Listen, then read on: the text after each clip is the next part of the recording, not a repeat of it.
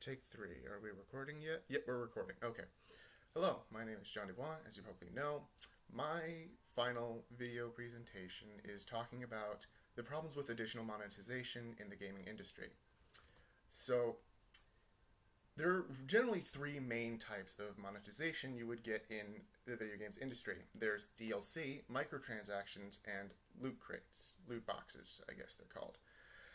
There's a pretty big difference between the three and how they handle charging you money. DLC is you're paying additional money for something you already own in order to get more of it. That's stuff like you get an expansion pack or the soundtrack or whatever. That is the first. That's generally was the first big way of you get additional money.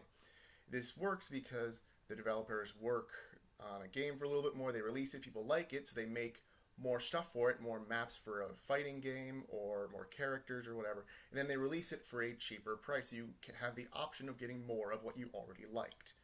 Then there is microtransactions, which are they started in the mobile games market where free games would offer you the ability to pay additional money like $2 to speed up the development of your farm or whatever. You could wait 3 days for your zombie to grow in Zombie Farm, or you could pay 3 brains to get it right now.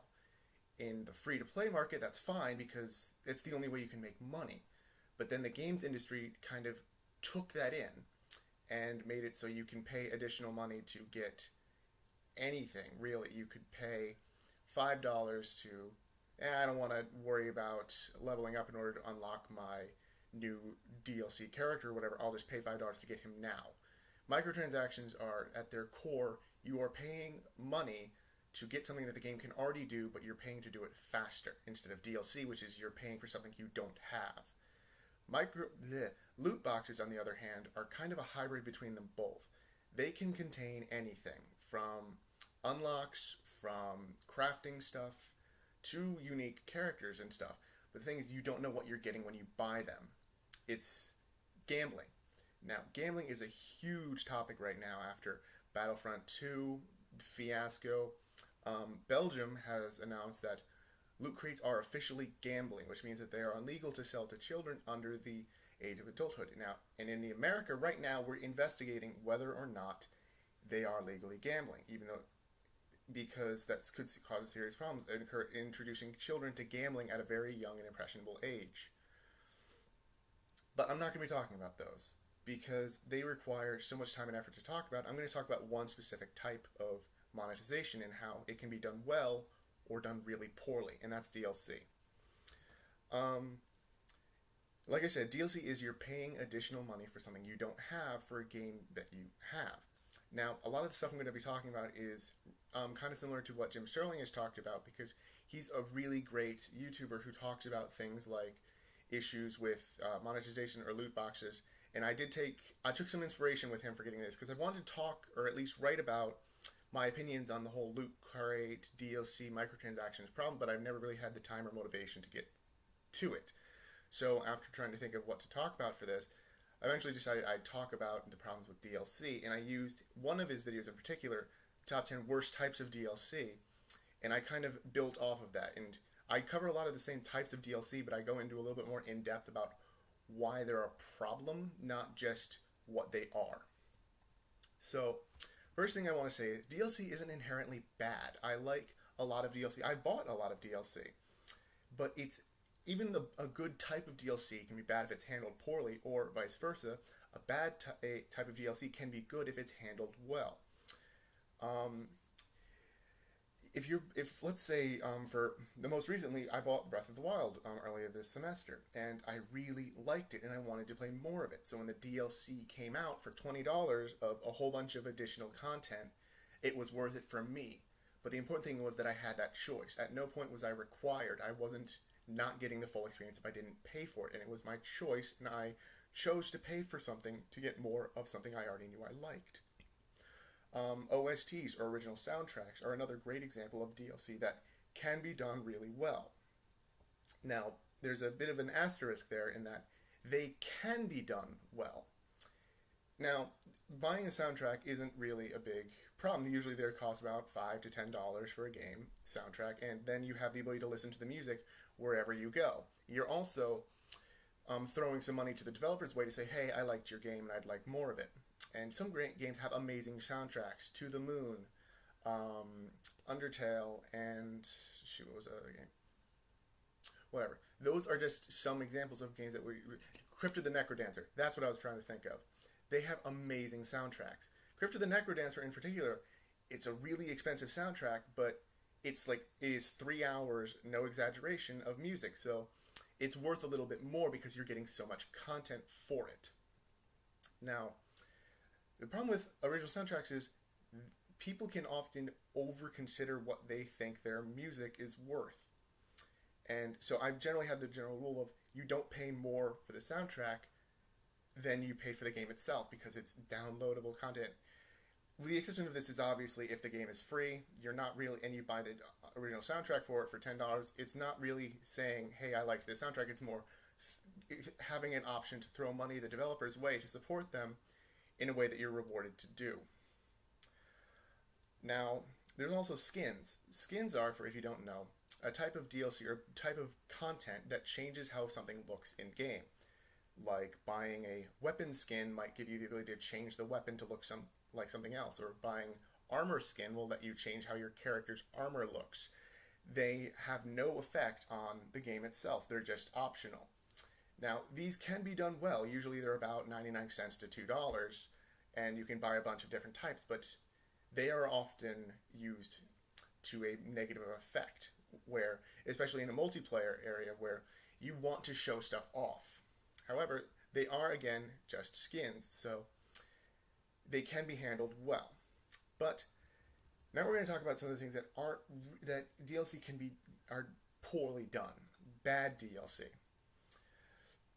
There's a lot of different types of bad DLC that I can talk about, but I want to just talk about a few that I've noticed are really problems and I don't want to see around anymore, or at least suggest what they actually entail and why they're a problem. So the first type of DLC I'm going to talk about is ending DLC. Ending DLC is where a specific ending or multiple endings of the game are cut, and you have to pay additional money to get the true ending of the game. An example of this was Asura's Wrath in 2012, where a few months after it was released, it was announced that there was the $8 true ending, and that if you don't have this DLC, you can't experience the full game. The problem with this kind of DLC is it's made very clear that you haven't experienced the extent of the game. You haven't played the full game. In order to experience it fully, you need to pay this extra DLC to get something as basic as an ending to the game.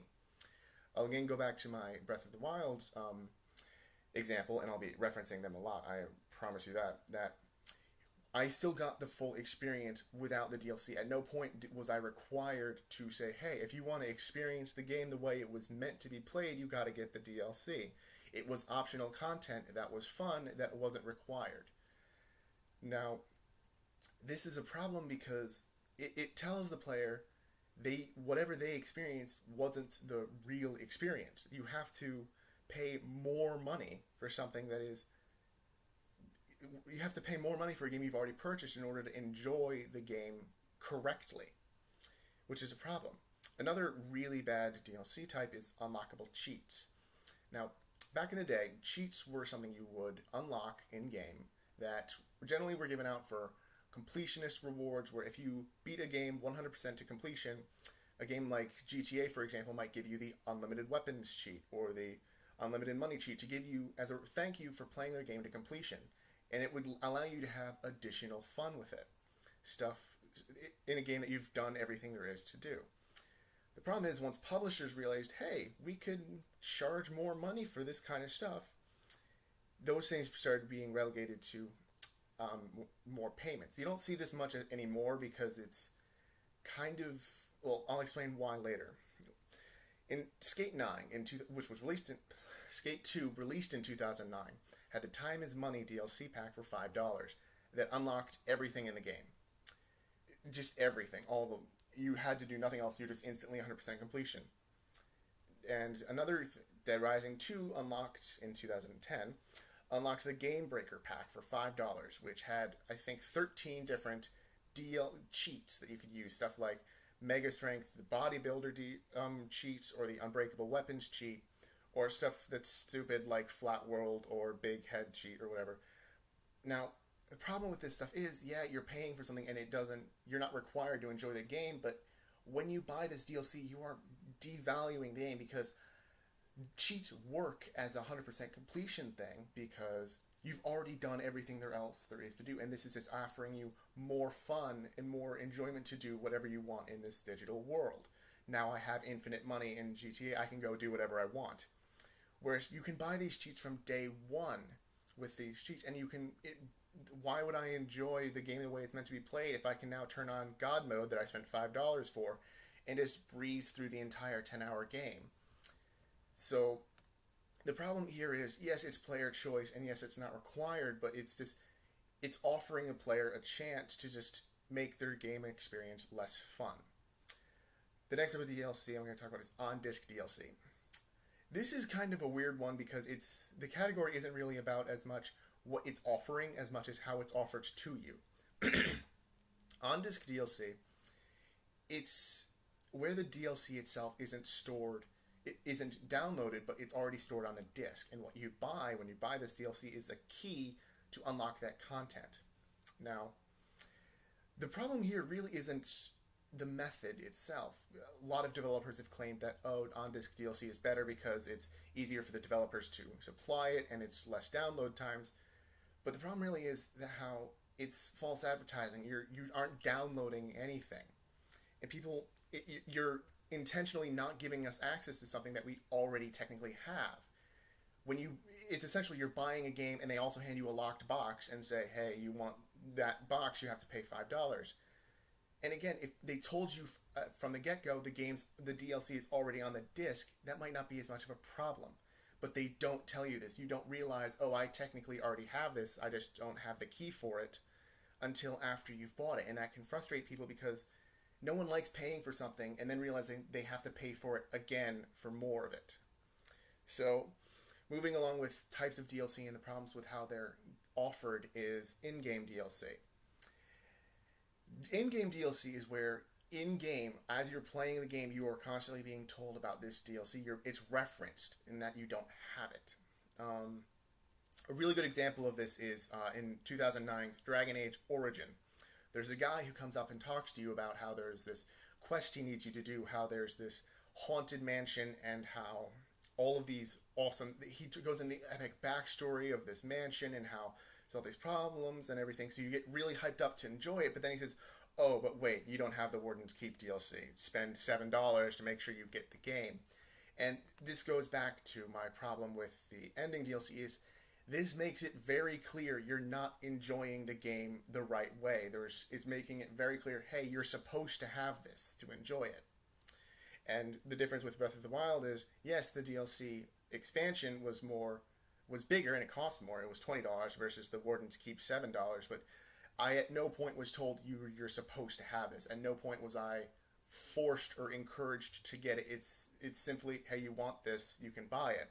Whereas with this, you're constantly being reminded, hey, you should have this. And then the worst part is how the guy is telling you about it. It's getting you hyped for this thing that you think you have. It's manipulating you into thinking, I gotta get that. That sounds so cool. So another really bad type of DLC, moving on, is withheld content. This gets a lot of people angry, and for good reason. Withheld content is where you're intentionally taking something away from the player in order to charge them money to get it back.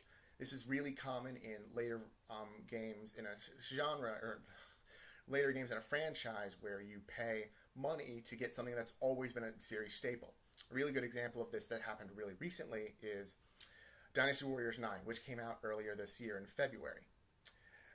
The game itself, it's not good, but in Dynasty Warriors, it's a common trend that every single character has a special type of weapon and fighting style. One character might use only throwing knives, whereas another character might use a type of fan. However, in Dynasty Warriors 9, in order to introduce realism, heavy quotations there, realism, they removed a ton of different weapon types and really, I think, whittled it down to only 3. I don't own the game. I don't want to pay $60 for a terrible game. But only three or four weapon types were given to all the characters, and this was a huge insult because for the 8 games prior, these characters had unique things, and it was a staple. It was part of the experience.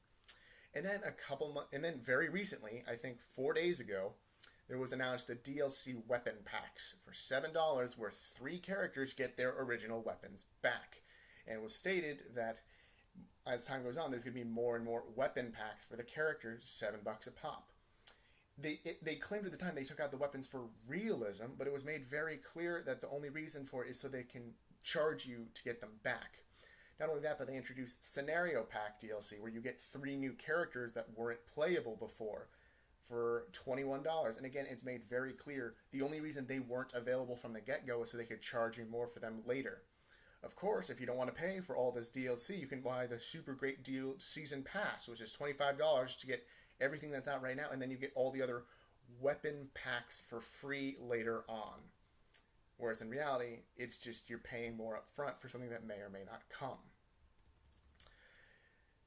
Another really weird one that is really common lately is DLC for DLC. Now, that sounds really confusing, but how is there DLC for... How are you downloading content for something that you've already downloaded content for?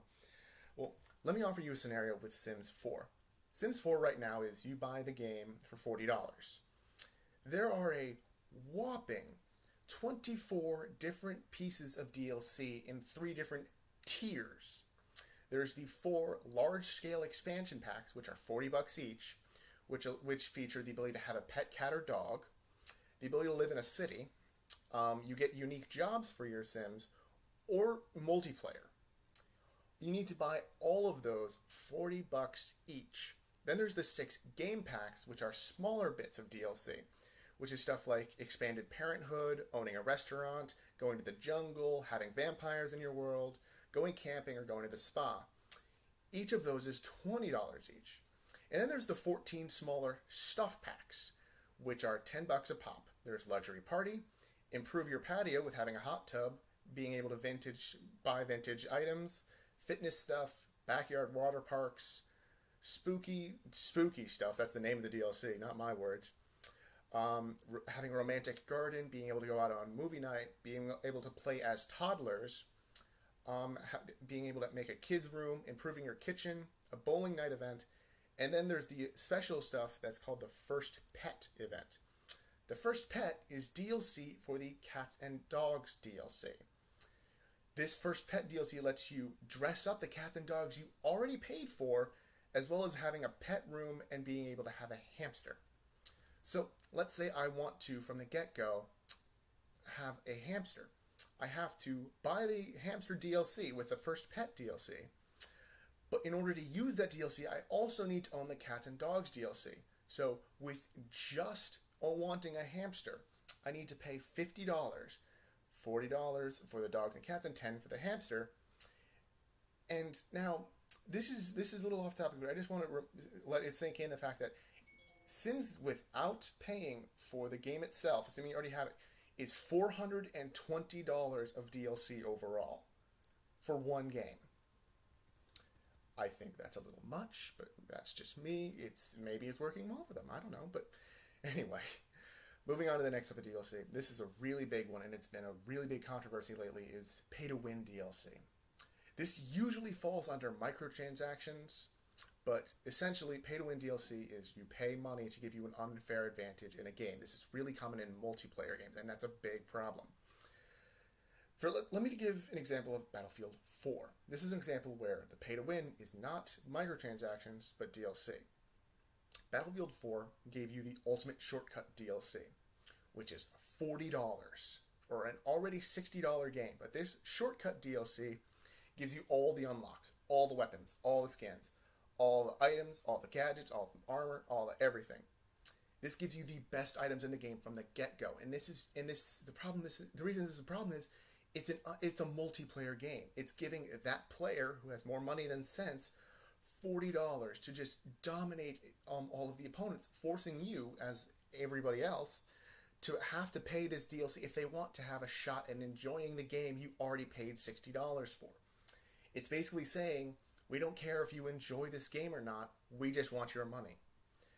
And that's a huge problem. It's been really bad with the Battlefront whole controversy, where you pay to get better weapons, and oh god, that's just a whole other thing in itself. But it's still happening today, and it's still a huge problem because it fundamentally damages the point of the game. It makes the multiplayer not about how good you are at the game, but just how much money you have. Hey, do you have $40? Well, great. Here's the best weapons in the game. Go destroy everybody else. Finally, the last type of DLC I'm going to talk about is the one I consider the most egregious. It's from the very beginning of the moment I heard about this, I thought someone was joking. There's no way someone could have the gall to do this. Metal Gear Survive is $40. It is a terrible spin-off for a great franchise that I haven't had time to play yet, but regardless, it's a $40 game. It is not considered very good, but you have a $40 for the base game, whatever. And then there's the DLC for it. What do you get for this? It's $10. What do you get for this $10 DLC, you might ask? Do you get some unique mission types, some new characters, do you maybe get some new cool enemies or whatever? Or maybe a map or two? Nope. You get a save slot. You get the ability to have more than one save slot at a time. Now, I personally am the kind of person who really enjoys having multiple save files for different characters. I might play the first game straight, just playing it normally, and then I might give myself personal challenges of, okay, this time I'll only use sniper rifles, or I will only use magic for this character. But I always want to have that same original character to go back to. The problem is that now if I want to do that, I'd have to pay $10 each and every time I want to have a new character without deleting everything else. So, and it's not just if you want to have multiple characters. Let's say your sister wants to play this new game she's been watching you play. Well, too bad. If she doesn't want to delete everything you've done, you got to pay $10 to give her own save slot. And you have to do this over and over again. The whole problem with this is you're not even getting anything. You're just getting the rights to have multiple characters, which I think is it's not fair. It caused a huge backlash, but the problem is enough people paid for it that Konami, the people who made Metal Gear Survive, just said, we're not going to take it out because enough people are paying it. And that right there is the whole problem with monetization, like DLC or microtransactions or loot crates or any of the thousand of other problems. It's that it's making it very clear to the players that they don't care about if you enjoy this game or not. They're not worried about offering you a fun experience. It's about, we want your money and we want you to pay us for anything. And that's a problem because it's not encouraging to other people. I can't, hey, you want to go play this cool game? I want to try to get someone new into the gaming industry. I have to teach them which companies to avoid because this DLC hurts their reputation.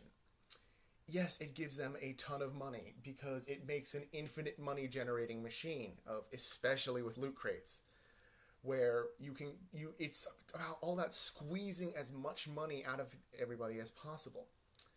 And it damages not just now, but the future of gaming, because it's making it very clear to smaller indie developers who are trying to get into the scene that the way you make money, the way you get popular, is to not make a good experience, but find a way to force someone to pay you as much as possible. And that's a problem because it's not encouraging to new people, because I don't want to force people to pay me more and more money just to play a game that I make. I want them to enjoy the game for what it is. And again, I'm not against DLC in theory. I've bought a lot of great DLC for a lot of great games.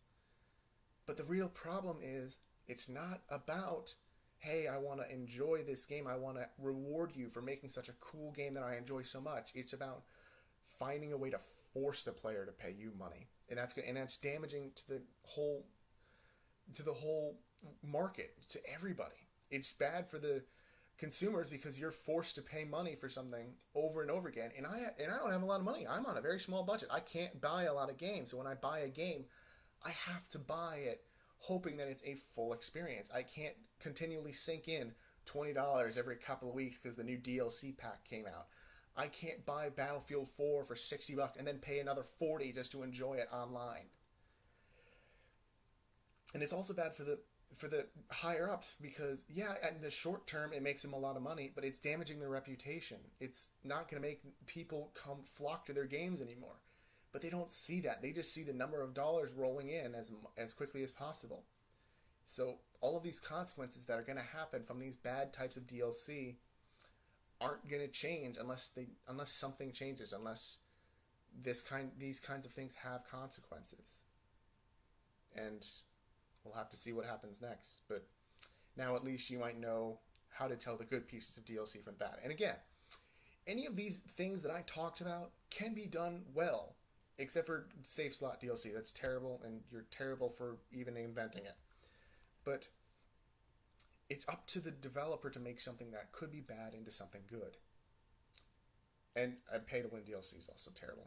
There's no way to justify that. But a good developer can make a bad idea into a good one. But a bad developer can take a bad idea and make it even worse. So we'll have to see what happens next. Maybe we'll get more great DLC like the Breath of the Wild expansion pack that I'm going to keep talking about because it's great. Or people are gonna see, hey, Konami's making a lot of money because they're basically forcing people to pay tons and tons and tons of money. We'll have to see what happens. And now at least you know about some of the types of DLC. And hope you enjoyed. Thank you.